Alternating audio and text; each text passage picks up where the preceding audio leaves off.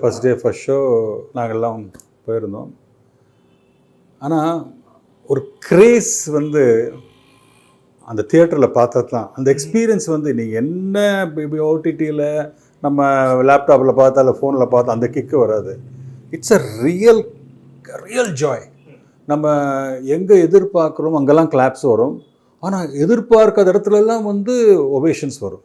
அது வந்து எந்த அளவுக்கு அவங்க சந்தோஷமாக ரஜினி சாரோட தீவிரமான ஃபேன்ஸு, அவங்க என்ன ரஜினி சார்ட்டேருந்து எதிர்பார்க்குறாங்களோ அதுக்கு மீறி அவங்களுக்கு கிடைக்கும்போது தே ஆர் ரியலி ஹாப்பி. அது ஃபைனல் என்னோட அந்த ப்ராஜெக்ட் அந்த படத்தோடு ரிலீஸ் ஆனதுக்கப்புறம் நான் மாரிஸ் தியேட்டர் திருச்சி போயிருந்தேன்.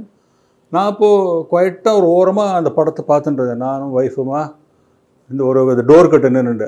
அங்கே யாருக்குமே தெரியாது நாங்கள் வந்திருக்கேன்னு. என்னென்னா அவ்வளோ மீடியாலாம் இவ்வளோ கிடையாது, யாரும் தெரியாது. ஆனால் எங்கேயோ குசுன்னு போயிடுத்து வெளியில் நியூஸு. ஆல்மோஸ்ட் ஒரு 5 days அந்த படம் ரிலீஸ் ஆகி ஓடின்னு இருக்க படம் ஃபென்டாஸ்டிக்காக போயின்னு இருக்கு.